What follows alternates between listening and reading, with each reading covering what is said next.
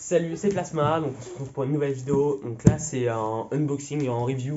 Donc là c'est le HP Savage X-Lux V2 GT6. Donc nouveau entre guillemets puisqu'il est sorti en 2021 je crois. Donc il a une première version avec un moteur je crois aux alentours de 4000 kV. Là c'est 2200. C'est quand même puissant hein, parce que le but c'est pas qu'il s'envole à l'accélération. Il va pas non plus tracter 20 kg. C'est pas un tracteur, c'est un, c'est un bâcheur donc, pour les figures et tout. Donc voilà, allez, bah, c'est parti. Donc voilà, donc là dans le colis, voilà, donc du papier bulle pour protéger un peu la boîte, pour éviter qu'elle soit abîmée au découpage parce que c'est quand même pile la taille du carton dans lequel il est. Donc alors là, qu'est-ce qu'on a? Donc la boîte là, on va y avoir toutes les informations. Donc là on a sa vitesse max, donc ou max prévu, donc là c'est 60 mph, donc fois 1,6, il va rouler assez vite quand même, donc il va prendre près de 90 km/h. Donc son combo brushless, donc un moteur qui est quand même pas non plus qui est pas mal.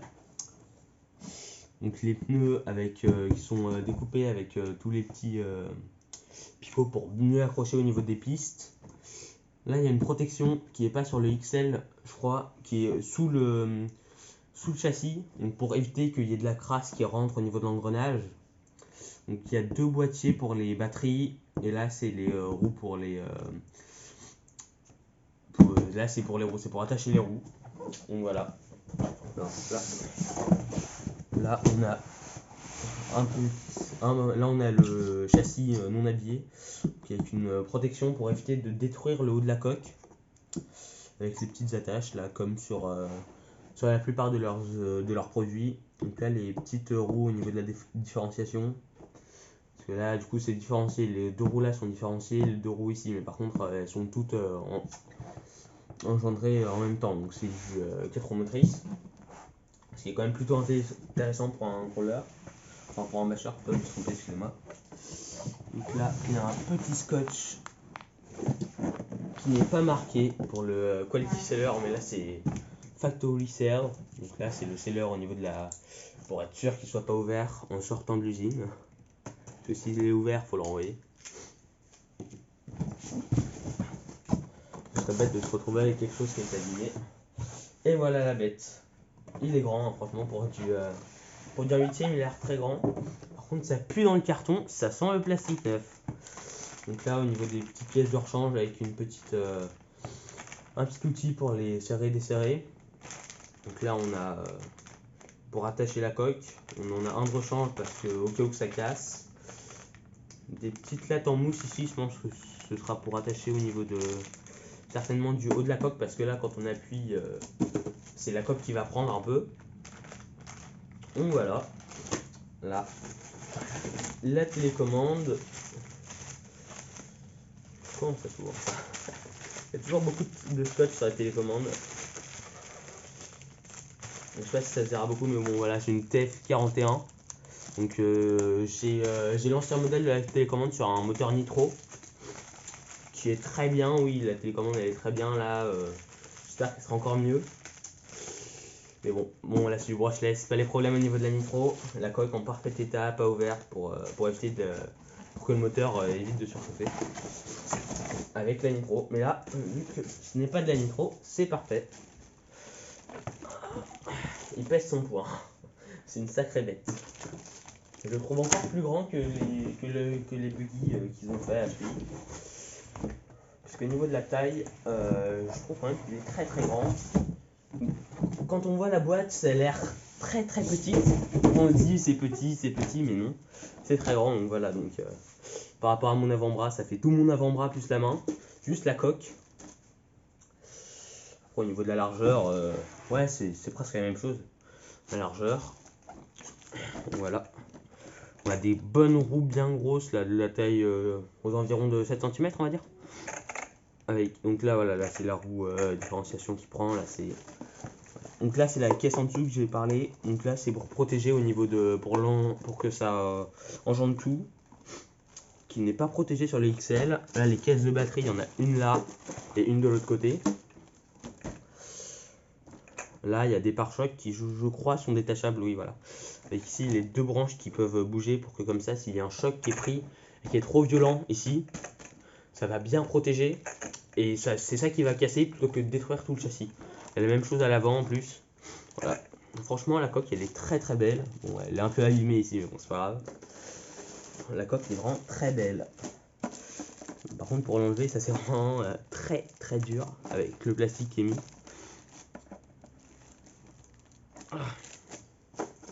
Bon, on se retrouve une fois que j'ai enlevé. Hop.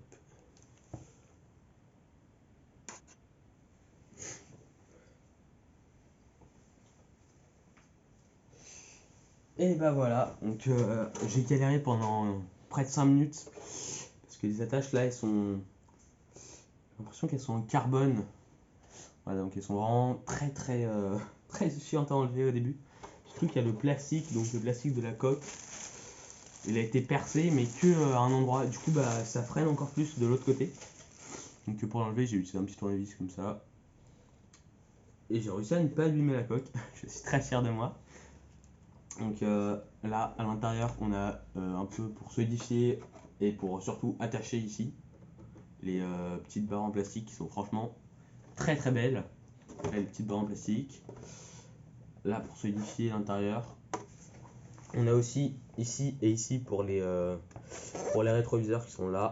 Donc là, ils reflètent quand même hein, avec un petit sticker. Je sais pas si ça se verra bien en vidéo, mais voilà. Donc là, ça reflète un peu avec les stickers. Et à l'avant, si on veut enlever les pièces en plastique qui sont mises là et là pour les prises d'air, qui sont pas du tout des prises d'air, qui sont juste là pour faire joli, on a des petites attaches en carbone encore à enlever. Donc voilà. Allez, non, on passe le véhicule en revue. Donc là on a le moteur qui est quand même bien gros, bien mastoc. Là, avec donc ces 3 fils pour que ce soit vraiment du brushless. Si on a que 2, c'est que vous êtes fait arnaquer. Excusez-moi. Et que du coup c'est du petit électrique. Ici on a le radiateur si je me trompe pas, avec son petit bouton qui est bien protégé, bien on peut taper de toute façon ça va rien faire. Le seul truc que je vais faire c'est me défoncer la main. Donc là pour le protéger au cas où il y a un choc. Petite antenne ici qui sort. C'est bien qu'elle soit déjà mise parce que sur d'autres modèles elle n'est pas mise. Donc elle sort de la coque, c'est pas très joli. Là du coup elle ne sort pas de la coque elle a aucun trou. Et voilà, donc là on a nos 4 roues qui sont pas très écartés mais ça va être très juste assez pour pouvoir faire des figures vu qu'il est fait pour ça. Là on a un petit numéro de série pour faire joli. Et là les deux caisses à lipo, une là et une là. Donc normalement ça prend du 4 et 6S je crois. Donc pour l'ouverture, voilà, ça s'ouvre. Presdine, montée. D'après ce que j'ai entendu, c'est pas très solide. Mais bon, vu que c'est vraiment dans une belle cage et que ce sera bien maintenu, ça va être bien. Ça va pas nous être abîmé. Donc là, on a des petits velcro pour attacher les batteries. Donc voilà, pour les petites batteries. Comme ça, elles sont bien maintenues parce que sur la plupart des modèles, il n'y a pas de cage, mais il y a juste le petit velcro. Donc là, la cage, elle a des petites grilles qui sont là. Ça va bien protéger la prise. Elle pourra pas sortir sur l'ancien modèle. Je crois qu'elle pouvait sortir puisque les grilles étaient trop. C'était pas des petits hexagones, mais des grosses rayures et du coup elle pouvait sortir. C'était n'importe quoi. Alors que là, bah, elle ne va pas bouger. Donc là, ça va protéger au cas où il y a un choc parce que une Lipo 4S, quand elle est percée, c'est n'importe quoi, ça explose. Ça fout le feu surtout, ça devient un lance-flamme. Donc là, ce sera bien protégé. S'il y a un coup qui est mal placé, c'est pas grave. Allez, on referme. Par contre, à refermer, il faut avoir un peu d'expérience. Mais j'aime bien, j'aime bien. Franchement, je trouve que c'est bien fait. Donc pour les bloquer, il faut les lever. Là, il y a la rainure pour ouvrir. Et voilà. Après, on a 4 chocs ici qui sont quand même bien grands. J'ai l'impression que c'est en plastique. Et bon, le bruit que ça fait, c'est au niveau de la roue, vu qu'elle a encore jamais été utilisée. Voilà, donc là, les 4 chocs qui encaissent bien les petits chocs pour les amortisseurs qui sont en plastique, on dirait. Bon, après, c'est normal, mais bon. Pour éviter que si vraiment ça casse, soit tout qui prenne, là, ce sera vraiment ça. Bon, du coup, on va pas sauter de 30 mètres non plus, ce serait vraiment bête. Après, de toute façon, les chocs vont être renvoyés sur la partie ici qui est je crois, en carbone, en effet. En carbone au niveau du châssis ici, donc qui sont cachés par les barrières en lipo là pour les cages. Et là, on voit tout ce qui est en alu en orange, enfin en orange, orange HPI, pour bien protéger la voiture. Donc on en a quand même pas mal hein, au niveau des roues, parce que là si ça prend un choc, ça va pas non plus. Si ça casse les roues, c'est vraiment n'importe quoi. Donc là, si ça prend un choc, déjà il y a le pare-choc qui va encaisser. Donc ici, il y aura les petits bouts en carbone qui sont un peu lâchés pour s'il y a un choc, pour éviter qu'ils se brisent eux, parce que briser du carbone, c'est dangereux. Mais de toute façon, c'est très résistant. Donc là, on a une petite plaque en plus pour retenir le moteur, qui va bien faire son tâche, j'ai l'impression. Vu comment elle est placée, c'est sûr que ça va résister. Après, en dessous, on a ici la cage de protection, comme je l'ai dit tout à l'heure, et du carbone pour la retenir. Là, on a les vis pour enlever si on veut arriver au niveau de la roue qui va engendrer toutes les roues.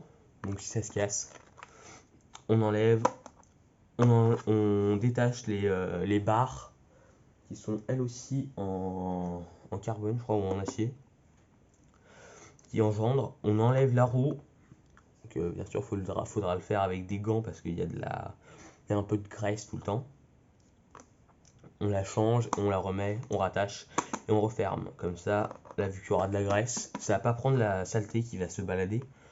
Au pire, il y en a un peu parce qu'avec la vitesse, ça peut en absorber, mais vu que là, c'est l'arrière, oui, en effet. Donc là, c'est l'arrière, donc ça va pas non plus en manger beaucoup. La crasse, ça pourrait rentrer que par là. Donc c'est sûr que quand c'est barré par une vis, il y aura rien dedans. Ce qui est bête puisque sur le XL c'est ouvert, ce qui est bon, après c'est compréhensible parce que faire une grande barre comme ça c'est difficile. Donc là la petite protection qui permet de porter la voiture, donc le modèle qui est franchement très bien, j'aime bien. Bon, par contre vu le temps qu'il a passé dans son carton, les pneus sont un peu ont pris un peu de la forme du carton, mais en roulant ça allait remettre bien, donc c'est pas grave. Ah oui, et il y avait ça aussi dans le carton. Donc là, c'est le manuel d'instruction qu'il y a dans tous les cartons, avec des petits stickers. Comme ça, si on veut enlever les bouts de plastique qu'il y a là et là, on les remplace par des petits stickers. Et voilà. Après, la coque, je la trouve très belle. Je sais que c'est pas l'avis de tout le monde. Il y en a qui diront, ah, moi je préférais le vert d'avant. Mais bon, franchement, par rapport au vert poubelle qu'il y avait avant, ils ont fait des efforts. Bon, par contre, l'abîmer, ce sera sûr que ce sera plus triste que le vert poubelle. Et voilà, bon. Et puis voilà. Et bah c'est bon, il manque plus que les lipos, donc les lipos voilà. Normalement il y en a deux là-dedans, c'est des lipos HPI, c'est les plasma, parce que si t'as acheté une voiture de la marque, pour être sûr que ça fonctionne bien, autant acheter quelque chose qui va avec la marque.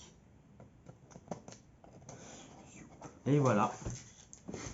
Donc normalement, quand elles sont livrées, elles sont obligatoirement en réserve. Donc ça veut dire qu'il y a quand même, il y a un peu d'énergie dedans. Ça doit normalement, on peut tourner aux environs de 10 à 15 minutes. Bon, ça dépend bien sûr comment est-ce qu'on envoie la voiture. Si on l'envoie vraiment très vite, en poussant, vraiment en accélérant tout le temps, elle tiendra jamais les 15 minutes. Mais bon, après c'est toujours bien pour faire un petit test, pour voir comment est-ce qu'elle réagit. Après, si on veut faire un test plus long, il faut les recharger avant. Mais il faut pas les recharger trop parce que Comme j'ai dit tout à l'heure, une lipo 4 ou 6S allumée, c'est n'importe quoi, c'est un slam. Du coup, pour éviter de l'allumer, je conseille très fortement de la décharger avant. C'est vraiment d'enlever toute la réserve et après on fait les 4-6 heures. Donc, souvent, les gens qui en achètent des dual chargers. Du coup, c'est pour vu qu'il y a 2 batteries souvent par modèle, les gens achètent des chargeurs doubles. Comme ça, les 2 batteries sont chargées en même temps. Et plutôt que d'attendre 8 heures, enfin, selon les chargeurs qui sont utilisés, normalement, avec un chargeur simple, le temps sera un peu moins long puisqu'il va envoyer plus d'énergie dans une seule batterie. Donc voilà, là c'est la batterie, donc la Plasma Lipo. Normalement c'est du 6S je crois, du 4S, je m'en rappelle plus. Bon, de toute façon, elles sont compatibles, ça je m'en rappelle. Par contre on m'a offert un élastique, je ne sais pas pourquoi, mais c'est d'accord, je suis content. Donc là il y a un scotch qui est déchiré, j'ai l'impression qu'il a déjà été déchiré par le cutter. Et l'autre aussi est déchiré. C'est n'importe quoi. Bon voilà, donc là la batterie elle est neuve on dirait, donc là c'est parfait. Donc, même si c'est ouvert c'est pas grave puisqu'elle est totalement neuve. Donc, voilà la batterie. Bon après c'est censé être du HPI. Ils ont intérêt à ne pas faire n'importe quoi. Donc là il y a la petite prise d'in, la lipo plasma en 2S. En effet je me suis trompé, c'était de toute façon elle accepte un peu tout, hein. 2S, 4S ou 6S c'est la même chose, mais là du coup c'est du 2S pour commencer. Et normalement elle passe parfaitement. Elle est peut-être même pas assez large, c'est bizarre. Donc elle fait du 5300 mAh pour du 7 volts 4, donc c'est quand même pas si mal pour une petite 2S. Et la deuxième, toute pareille. Et voilà. Après là il y a l'adresse du site si vous voulez y aller. Voilà. Alors les 2 lipos, je vais les mettre dans les cages pour voir comment est-ce qu'elles vont, si elles y vont bien ou pas. Normalement ouais, si elles ont la bonne taille, à peu près. Oui, elles ont la bonne taille, c'est parfait. Bon, et ben je les mets. On va pouvoir essayer tout ça. Alors ça, normalement c'est pour le charger, donc pas besoin. Alors, ça te dirait de rentrer. Voilà, c'est bon. Hop, ça rentre dans le mauvais sens, c'est sûr que ça rentrera moins bien. Et voilà, donc là c'est rentré. La prise dans le sens. C'est plus compliqué que je le pensais. Et voilà. Hop. On range tout. C'est très intelligent d'avoir fait un petit caisson comme ça là. Ça va permettre qu'il soit bien protégé. Hop. Et voilà ce que ça fait avec une petite lipo de mise. Donc voilà. Après, il faut ranger. Ce qui est toujours plus dur. Hop. Comment je vais pouvoir le mettre comme ça. Hop.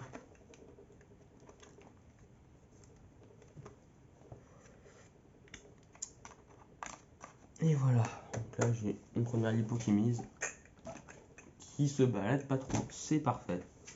Bon, et bah à la deuxième. Normalement, doit passer pareil. Par contre, là, j'ai 2 fils noirs et l'autre, j'avais un noir et un rouge. Bon. C'est pas grave. C'est normal. Hop, la petite prise. On met la prise. Là, ça ne passe pas. Et voilà, là, c'est passé. On met la prise. On range la petite lipo. Bien rangée. On met le scratch. Pour éviter qu'elle s'échappe. Ce serait bête.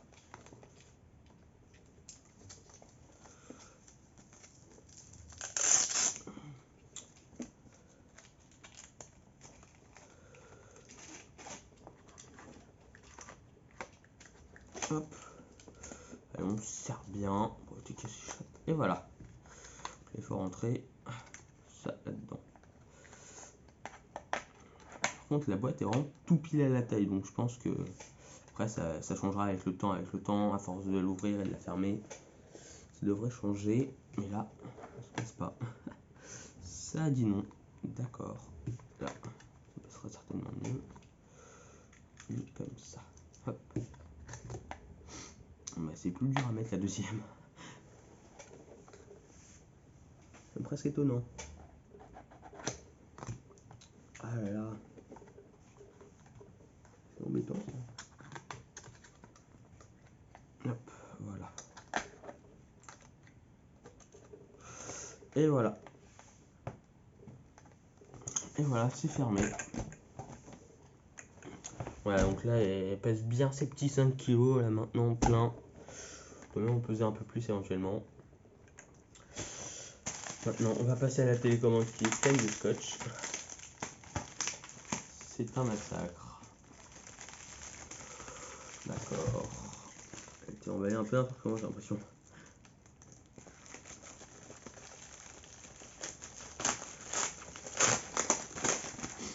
Avant d'acheter la voiture, il va falloir acheter un cutter parce que avec tout le scotch qu'il y a.